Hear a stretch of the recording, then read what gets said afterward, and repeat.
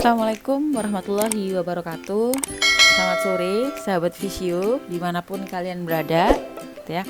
Saya rasa ini udah online kelas kesekian ya yang teman-teman udah ikutin dari awal sampai hari ini, dan semoga hari ini teman-teman masih cukup bersemangat untuk bisa sharing dengan saya. Oke, perkenalkan, nama saya Devi.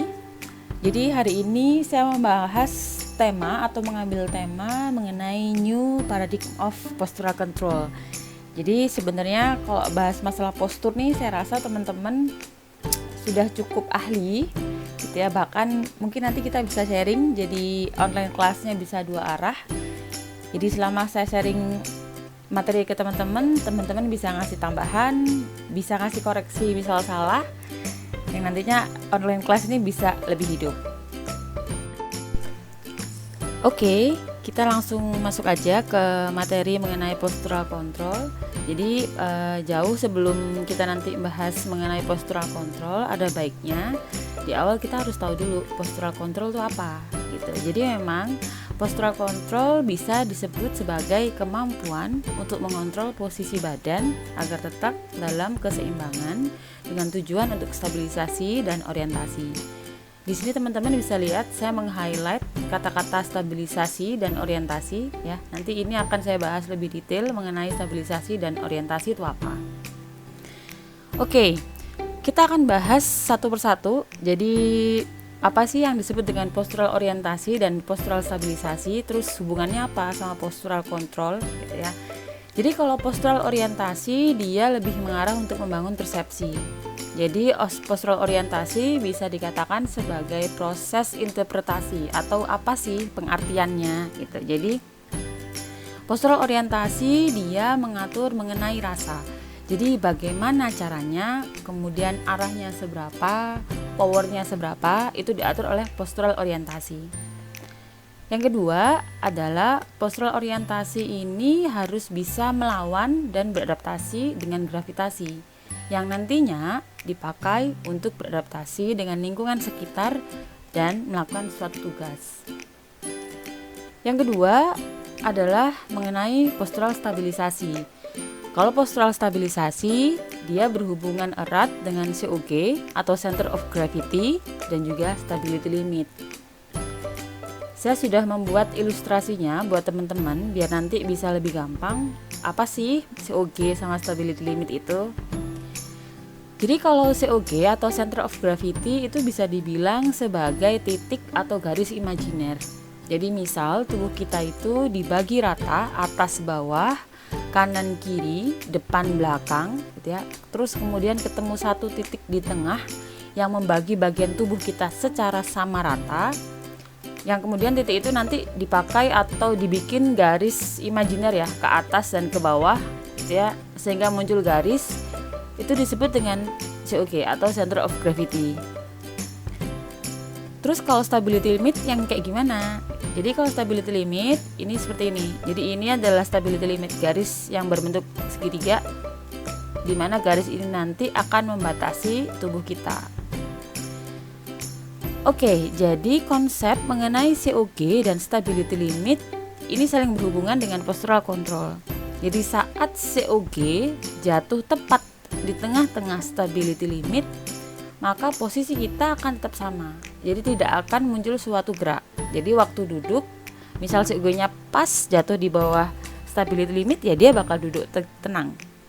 Sama, jadi waktu berdiri juga sama. Saat COG-nya jatuh tengah atau jatuh di tengah-tengah dari stability limit, dia cuma berdiri dan tidak akan memberikan respon motorik atau suatu gerak.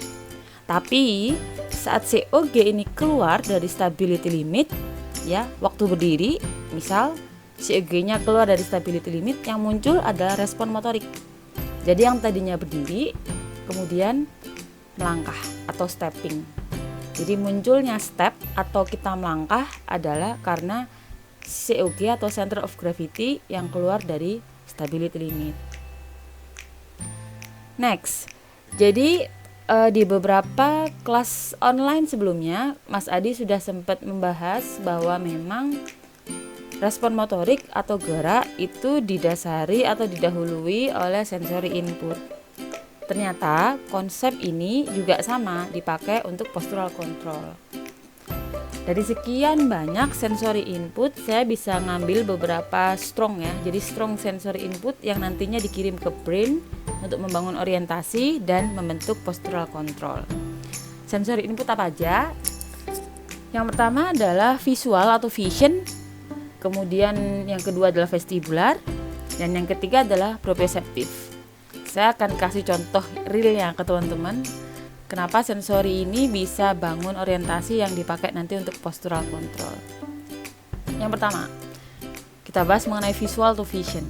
Contohnya gini, sekarang lagi pandemi ya, COVID-19 gitu. Jadi PSBB di mana-mana, yang pacaran di dalam kota aja jadi mendadak jauh. Apalagi yang jauh ya, jadi makin berasa LDR-nya. Belum PSBB aja jarang ketemu, apalagi sekarang PSBB. Jadi nanti setelah pandemi selesai, kemudian PSBB dicabut, ya, coba janjian ketemu dengan orang yang disayang nih ya, ketemu, entah ketemu nanti janjian minta jemput di bandara atau gimana. Yang tadinya kita duduk, terus melihat sosoknya dari kejauhan gitu ya. Yang tadinya duduk auto berdiri, yang tadinya berdiri kemudian jalan nyamperin. Itu adalah bukti nyata kalau memang visual atau vision punya pengaruh besar untuk bangun orientasi dan postural control. Yang kedua adalah vestibular. Jadi kalau vestibular ini nanti hubungannya dengan organ yang berada di telinga kita. Gitu ya, dia nanti berhubungan dengan silia dan juga otokonia. Tapi yang teman-teman harus pahami bahwa vestibular ini tidak sama dengan auditory input. Meskipun letaknya sama-sama di telinga, tapi vestibular dan auditory adalah dua hal yang berbeda. Nanti saya akan bahas lebih detail mengenai vestibular di slide selanjutnya. Dan yang ketiga adalah input proprioceptif. Proprioceptif ini adalah salah satu input di mana reseptornya terletak pada muscle. Jadi kalau di muscle dia di Golgi tendon organ dan di muscle belly. Kemudian dia ada di perselian, di ligamen. Ya, jadi proprioceptif ini tidak hanya memiliki fungsi untuk mengatur rasa posisi sendi. No, tapi proprioceptif ini juga mengatur mengenai active contraction pada otot kita. Jadi kontraksinya seberapa, powernya seberapa, arah geraknya kemana, ini konsentrik kah atau eksentrik kah, itu diatur oleh proprioceptif. Ya, jadi proprioceptif sekali lagi saya bilang tidak hanya mengenai rasa atau posisi sendi. Dan dari ketiga strong sensory input ini tadi, yang menduduki urutan pertama paling kuat adalah proprioceptif. Jadi proprioceptif ini dia bisa ngasih informasi ke brain kita sekitar 70-78%. Ngasih informasi ke brain kita. This is why, jadi memang secara fisiologis tubuh kita ini seneng banget kalau diajarin aktif kontraksi. Jadi kalau diajarin di guidance gimana sih caranya, arahnya seberapa, itu tubuh kita seneng banget. Bukan modus ya, tapi ini fisiologisnya memang diatur sedemikian. Oke, next slide. Jadi betul memang bahwa respon motorik itu didahului oleh sensory input. Itu betul. Tapi ada satu hal yang saya harus bagi ke teman-teman, bahwa sebelum menjadi suatu respon motorik atau postural control, setelah sensory input itu harus melewati yang namanya orientasi. Jadi input sensori tadi yang diterima oleh reseptor tubuh kita dikirim ke brain, ya, diinterpretasi, diartikan ini sensori apa, buat apa. Itu adalah proses orientasi. Dari proses orientasi setelah terjemahkan, dia dikirim ke bawah yang nantinya dipakai untuk respon motorik atau munculnya suatu gerak. Jadi tidak serta-merta dari sensori kemudian motorik, no, dari sensori kemudian orientasi dan dilanjutkan ke respon motorik. Oke, jadi kalau bahas masalah postur nih, jadi salah satu hal yang cukup luas ya. Jadi kita tidak bisa memetak-metakkan postural control tuh seperti ini, seperti itu, gitu ya. Jadi memang postur ini mengatur whole of the body. Jadi semua bagian tubuh kita itu disebut dengan postural control. Jadi postural control itu harus memiliki 3 poin penting. Yang pertama adalah individualnya, jadi harus ada subjeknya, ada orangnya. Yang kedua harus ada tugasnya dan beradaptasi dengan lingkungan. Jadi postur itu harus bisa beradaptasi dengan lingkungan dan do something. Itu baru disebut dengan postural control.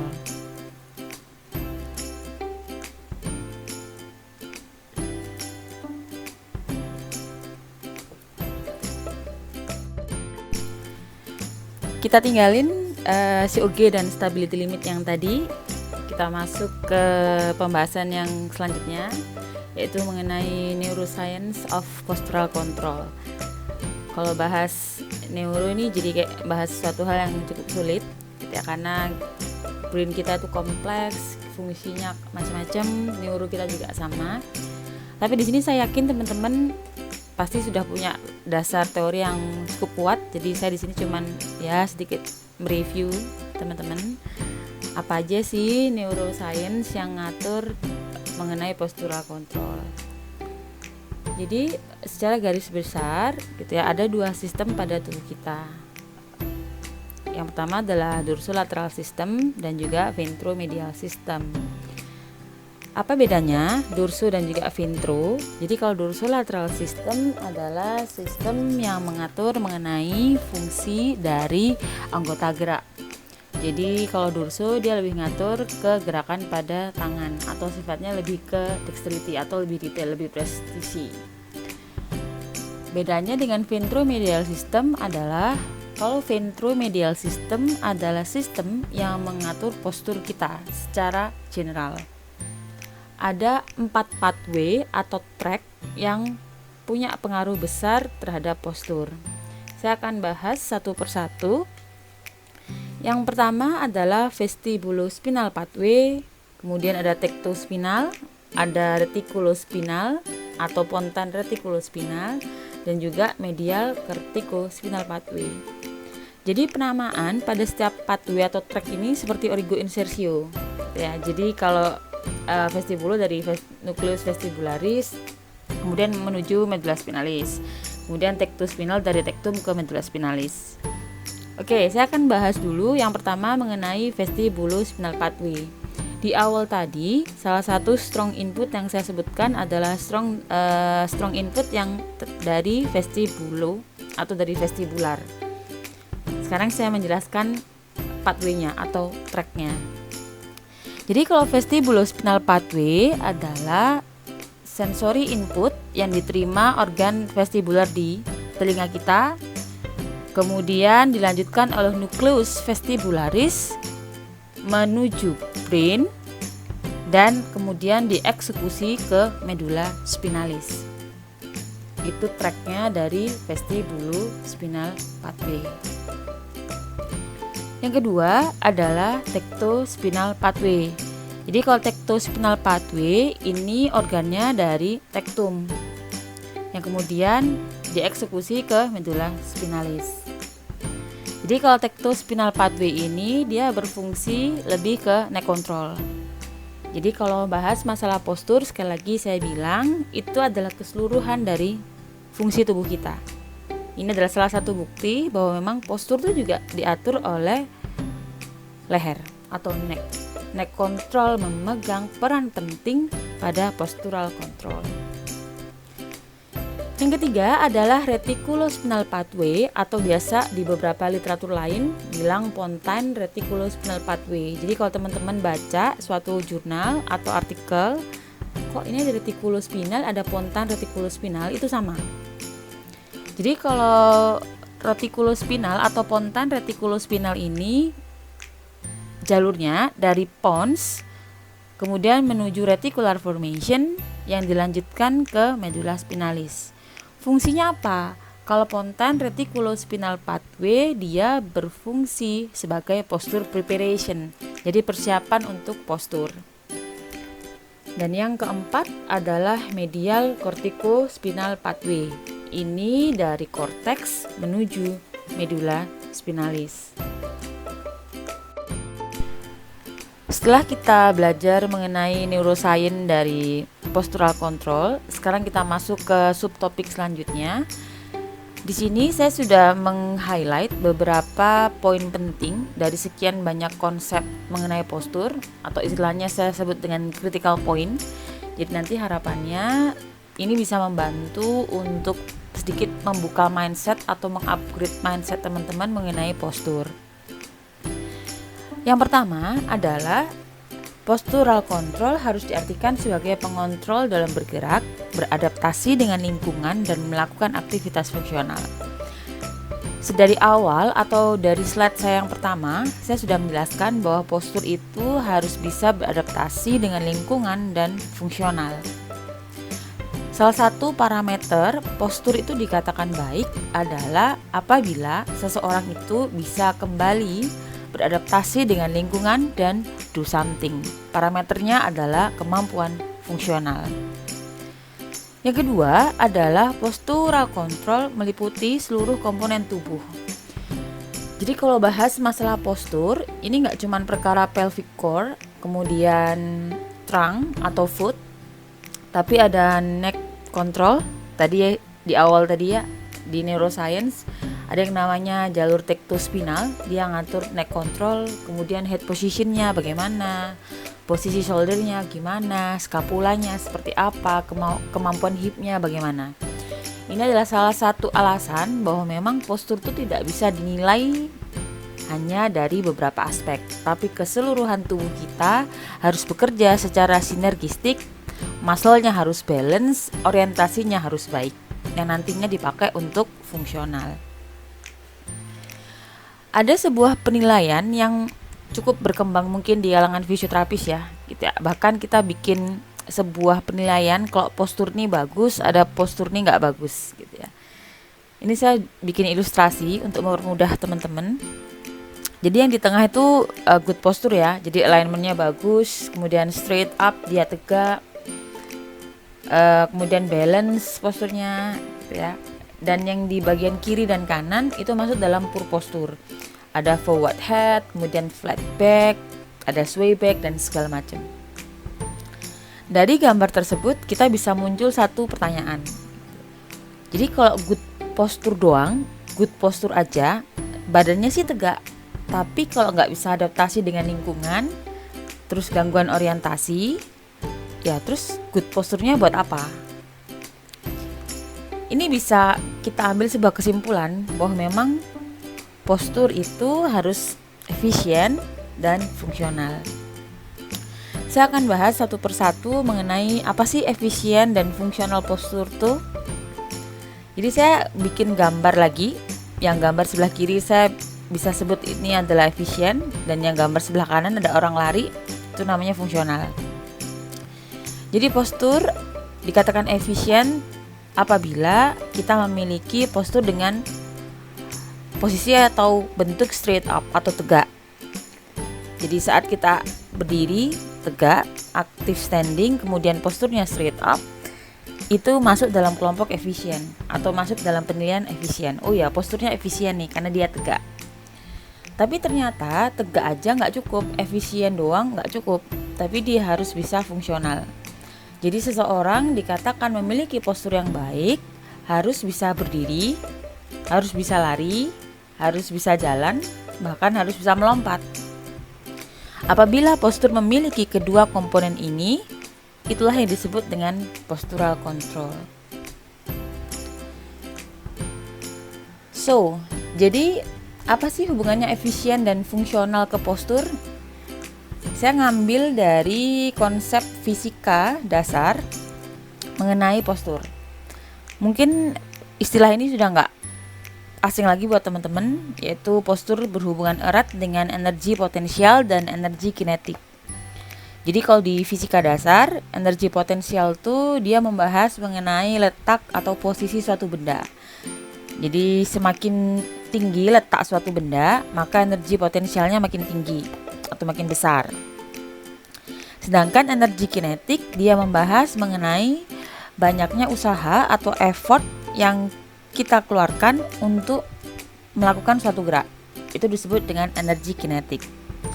Terus hubungannya sama postur apa? Jadi gini, energi potensial kalau ditarik dengan konsep postural control, dia akan menggambarkan mengenai tegak atau tidaknya tubuh kita. Jadi makin tegak atau makin straight up kita, maka energi potensial kita makin tinggi. Juga sebaliknya. Sedangkan energi kinetik kalau di postur itu menggambarkan mudah atau tidaknya kita bergerak. Nah, poin yang penting yang harus teman-teman pahami adalah ternyata energi potensial dan energi kinetik itu berbanding terbalik. Jadi saat energi potensialnya tinggi, maka energi kinetiknya akan rendah. Terus poin pentingnya di mana? Poin pentingnya apa? Ini adalah salah satu alasan kenapa saat seseorang dia bisa tinggi, dia bisa straight up, dia bisa tegak, maka dia akan semakin mudah bergerak. Teman-teman bisa lihat di gambar sebelah kanan, saya ngambil ada salah satu pasien stroke gitu ya. Ini kayaknya identik banget dengan pasien stroke. Ada imbalance di ototnya, kemudian ada inward rotation di bahunya, ada drop dan segala macam.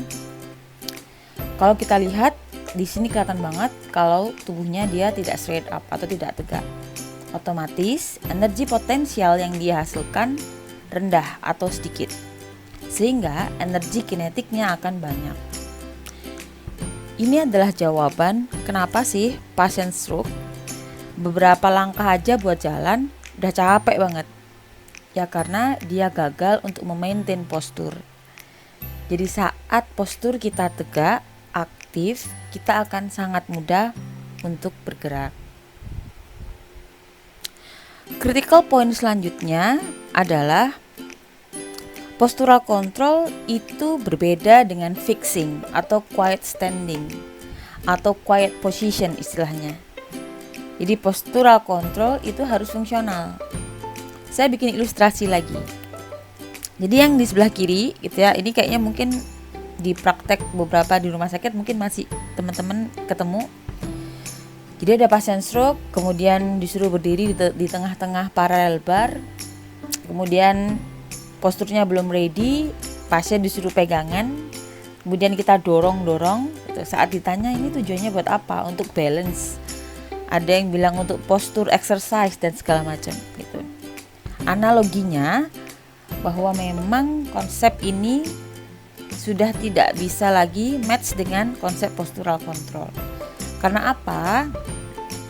Saat pasien berdiri di tengah-tengah paralel bar dengan posisi tangannya pegangan kanan kiri atau satu sisi di paralel bar, kira-kira di posisi yang demikian yang kerja aktif tangannya atau posturnya? Ini teman-teman bisa jawab sendiri, saya nggak akan jawab. Konsepnya begitu.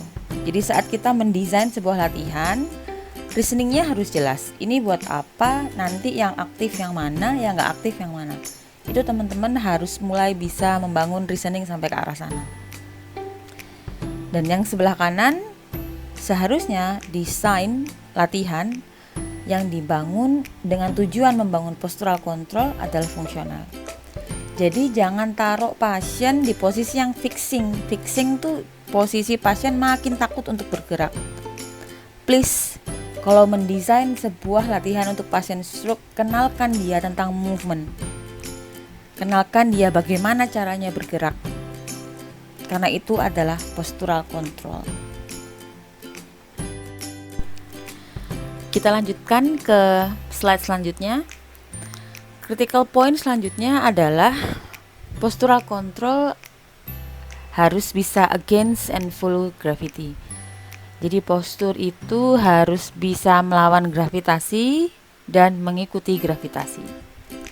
Jadi postur tidak hanya bertugas untuk melawan gravitasi, but sometimes postur juga harus mengikuti gravitasi. Gambar yang sebelah kiri, ada seorang laki-laki yang tinggi, berdiri tegak, straight up. Ini against gravity, dia melawan gravitasi. Tapi teman-teman bisa analogikan, Apakah fungsional aktivitas kita sehari-hari selalu melawan gravitasi? Apakah kita cuma berdiri tegak? Apakah cuma ekstensor komponen doang yang harus dilatih? Teman-teman bisa lihat di gambar sebelah kanan. Sometimes kita juga harus ngambil barang di bawah, kita harus jongkok, kita harus merunduk. Di posisi-posisi sedemikian, kita mengikuti gravitasi. Sekali lagi saya bilang ke teman-teman bahwa postur itu harus bisa melawan dan mengikuti gravitasi. Jadi mindset mengenai postural control atau postur tidak hanya mengenai extensor komponen saat against gravity, tapi please assessment ulang, anamnesis ulang flexor komponennya untuk follow gravity. Jadi persiapan mengenai postural control itu ada dua, komponen ekstensor dan komponen fleksornya harus dibangun sama-sama dan diarahkan ke fungsional. Jadi apakah pasien stroke itu harus atau butuh flexor exercise? Apakah pasien stroke itu harus diperbaiki flexor komponennya? Saya bisa kasih jawaban ya. Pasien stroke butuh flexor komponen. Karena apa? Fungsional kita butuh keduanya, ya ekstensor, ya flexor. Jadi nanti kalau cari pasangan, jangan cuman jago gandeng pas berdiri, pas jalan-jalan ke mall, tapi cari juga pasangan yang bisa bantu kalian ngikat sepatu untuk follow gravity. Jadi cari pasangan sebalance mungkin posturnya, ekstensornya oke, fleksornya juga oke. Saya harap poin yang ini teman-teman bisa ambil, teman-teman bisa mencari konsep lagi. Oh iya, bahwa memang postur itu butuh ekstensor dan butuh flexor. Next slide. Ini adalah critical point yang gak kalah penting teman-teman harus pahami. Postur itu always on dan never off. Kenapa saya ambil topik yang ini? Jadi saya sedikit bercerita dengan teman-teman bahwa saya pernah membaca laporan atau case study dari salah satu mahasiswa profesi fisioterapi begitu di salah satu rumah sakit di Surabaya. Kebetulan istilahnya CE ya, CE-nya itu saya kenal dan beliau sedang ngecek hasil laporan dari mahasiswanya. Saya iseng, saya baca hasil laporan mereka dan di situ mereka menuliskan anamnesis pasien stroke itu posturnya off. Sehingga saya muncul pertanyaan, postur off ini yang postur yang bagaimana? Gitu. Kemudian saya ngobrol dengan beberapa mahasiswa di situ dan saya menanyakan kepada mereka maksudnya postur off ini yang bagaimana? Gitu. Dan mereka bilang bahwa pasien stroke itu posturnya off karena tidak bisa berdiri, karena keseimbangannya tidak baik. Dari sini saya bisa berpikir arah atau pemikiran mereka ya gitu. Kalau dikaji dalam bidang neuroscience atau neuro, bahwa brain kita itu 24 jam always on, dia tidak pernah off, kemampuannya always on dan ready to use selama seseorang itu hidup. Jadi selama kita hidup, brain kita itu always on. Dan begitu juga dengan postur. Jadi istilah postur off, beberapa kali saya baca jurnal itu memang tidak pernah ada. Ada istilahnya adalah increase, meningkat, atau menurun, atau decrease. Jadi gambar yang di sebelah kiri itu menggambarkan mengenai postur yang on. Jadi dia berdiri tegak, straight up, kemudian do something, awareness-nya bagus. Ini disebut dengan postur on atau increase. Dan gambar di sebelah kanan, ada seorang bayi yang tidur. Apakah posisi ini bisa dikatakan postur off karena dia nggak bangun, karena dia nggak berdiri? No. Saya lebih suka bilang kalau posturnya standby atau decrease. Kerja dari postur itu turun, tapi always ready to use. Jadi teman-teman harus memahami bahwa postur itu always on. Dia bakal terus ada, ready to use. Jadi istilahnya kalau di laptop mungkin standby mode begitu, di postur juga sama. Jadi saat kita tidur, kemampuan atau kinerja dari postur itu turun.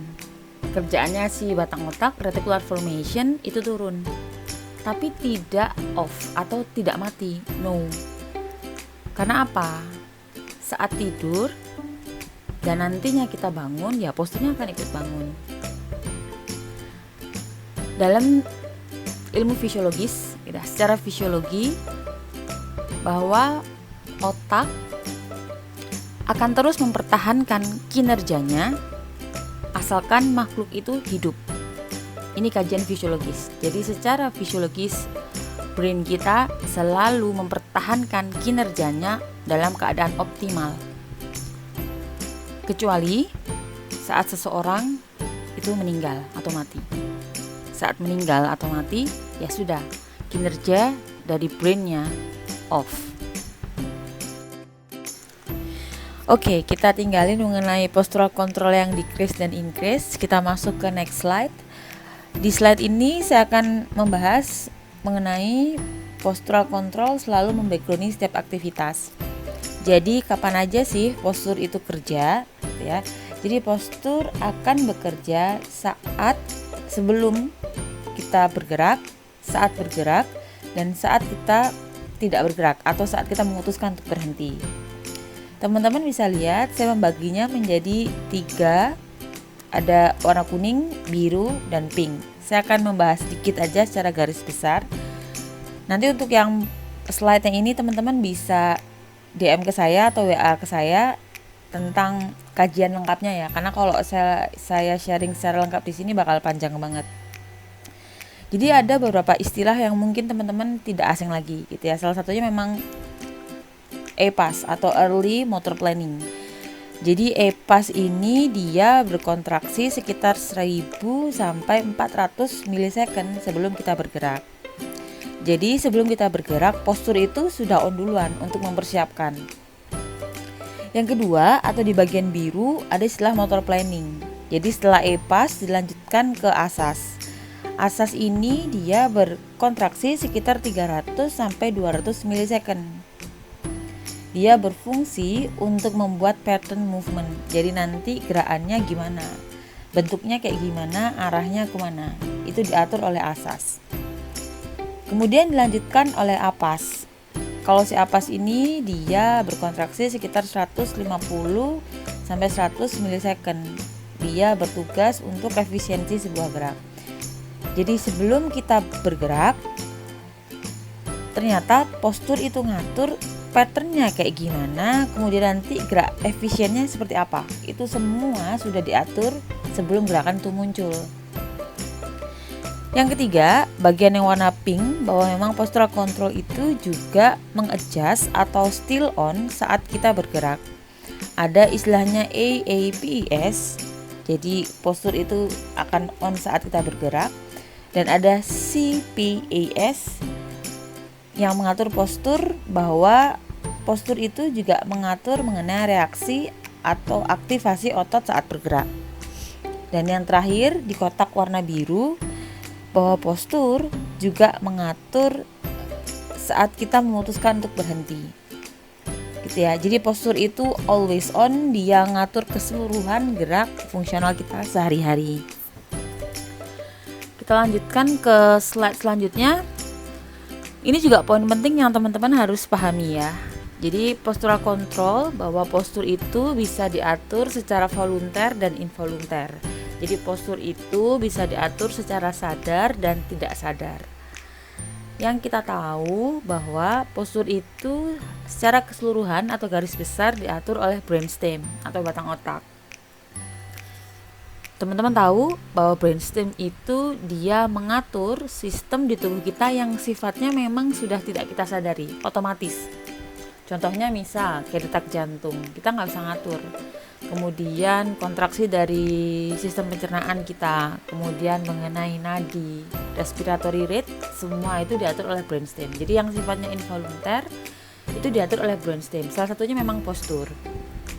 Tapi ternyata memang bahwa postur itu bisa juga kita atur atau kita kontrol secara volunter atau secara kita sadari. Contohnya kayak gimana sih? Gitu ya. Jadi saat kita duduk kemudian bungkuk, kita bisa nyuruh tulang kita untuk kembali tegak dan tinggi.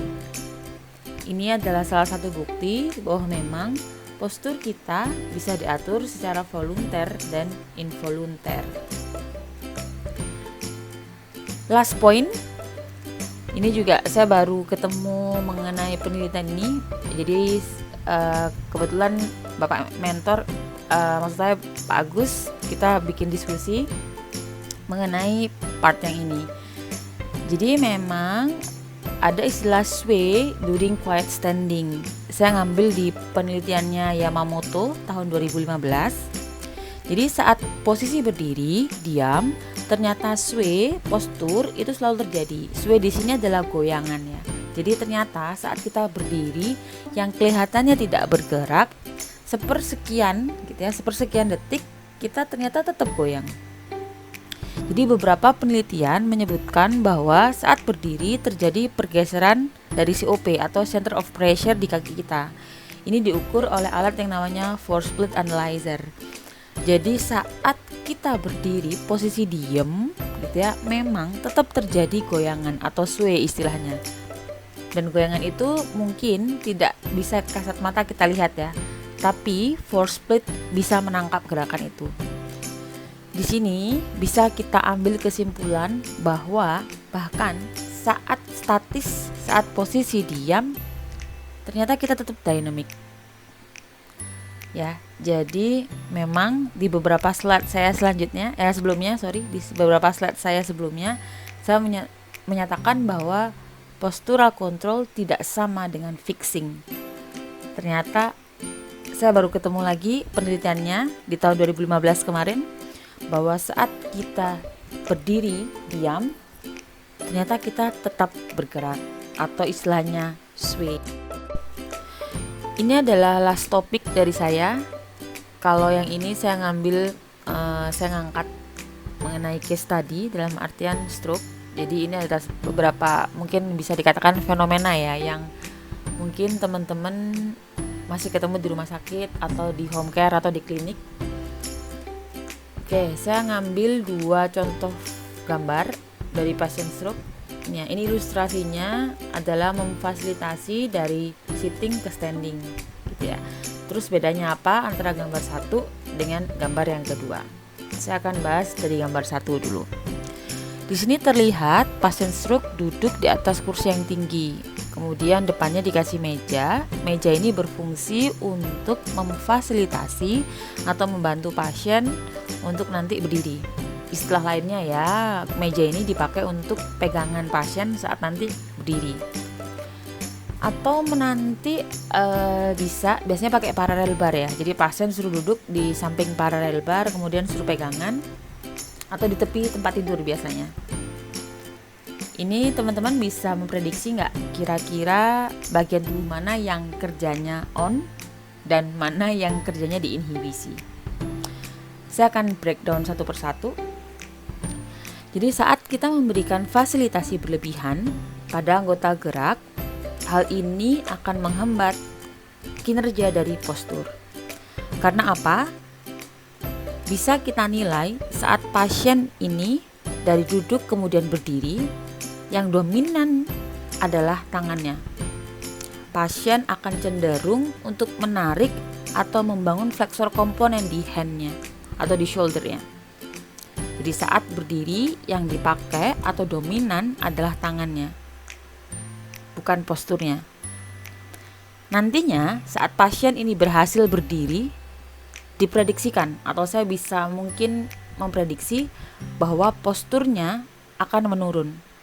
Karena apa? Pasien akan terus berpegangan, pasien akan membangun mindset saat berdiri, dia akan terus berpegangan. Kalau nggak pegangan, dia bakalan jatuh.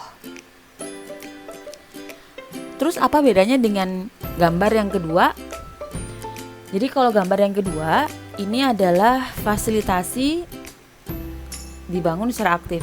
Ya, di sini ada fisioterapisnya membangun posturnya, di guidance posturnya, kemudian fasilitasi di meja juga dikurangin, jadi cuma satu sisi doang gitu. Bedanya apa gitu? Jadi sebenarnya saya sudah bahas di awal tadi ya, secara fisiologis input yang paling kuat adalah input proprioseptif, dan proprioseptif itu akan mengatur kontraksi otot secara aktif. Jadi saat kita akan mendesain sebuah latihan yang tujuannya untuk postur, please, aspek yang nantinya bisa menghambat kinerja dari postur itu diinhibisi, dikurangi. Salah satunya adalah fasilitasi berlebihan. Jadi saat kita akan membuat sebuah latihan yang tujuannya untuk mungkin memfasilitasi pasien dari duduk ke berdiri, please guidance mereka, kasih tahu arahnya seberapa, gerakannya kayak gimana. Saat mereka berhasil berdiri atau straight up, fasilitasi terus, keep terus, kontrol terus posturnya, gimana caranya dia harus tegak, gimana caranya dia harus straight up, itu harus di guidance aktif oleh fisioterapisnya.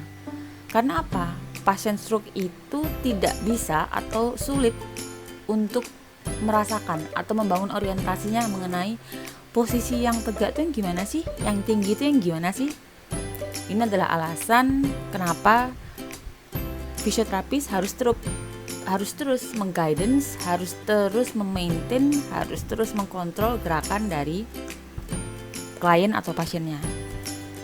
Jadi kapan fisioterapis mulai bisa mengurangi guidance atau fasilitasi terhadap pasien? Apabila pasien sudah mampu membangun orientasi. Jadi pasien sudah mulai ngerti gerakannya gimana, arahnya seberapa, posisinya di mana. Dari penilaian tersebut, fisioterapis baru mulai bisa untuk melepas guidance pada pasien. Yang kedua adalah beri tugas lain. Jadi saat pasien sudah mampu berdiri, kemudian badannya sudah straight up, beri tugas lain. Contohnya, misal kayak dorong meja, kemudian pasien suruh noleh kanan kiri, gitu ya. Ini adalah salah satu trik atau cara yang nanti bisa bantu teman-teman untuk membangun postur lebih baik, atau istilahnya dual task. Jadi dual task ini nanti berfungsi untuk memperbaiki atau menunjang kinerja dari postur. Oke, itu tadi adalah slide terakhir dari saya. Semoga sharing materi dengan saya hari ini cukup nanti membangun teman-teman, cukup membantu teman-teman untuk mengerjakan klien atau mengerjakan pasien stroke. Satu hal yang saya ingin sampaikan bahwa fisioterapis itu adalah sebuah profesi yang mulia ya, gitu ya. Jadi memang seorang fisioterapis itu nggak cukup cuman punya great attitude, nggak cukup cuman knowledge-nya bagus, nggak cukup cuman clinical reasoningnya dan handlingnya bagus. Jadi keseluruhan itu harus dimiliki oleh seorang fisioterapis. Jadi orangnya harus sopan, tapi juga harus pintar. Sopan aja nggak cukup, pintar aja nggak cukup, kita harus punya keduanya. Jadi setelah komponen dua ini kita punya, please jadi seorang fisioterapis yang amazing.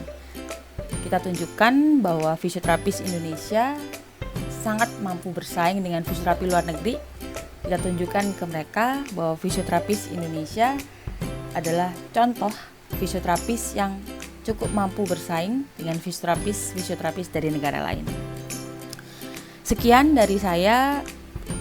Apabila ada sesuatu hal yang mungkin menyinggung teman-teman secara pribadi, saya minta maaf. Akhir kata, wassalamualaikum warahmatullahi wabarakatuh, and see you on another class.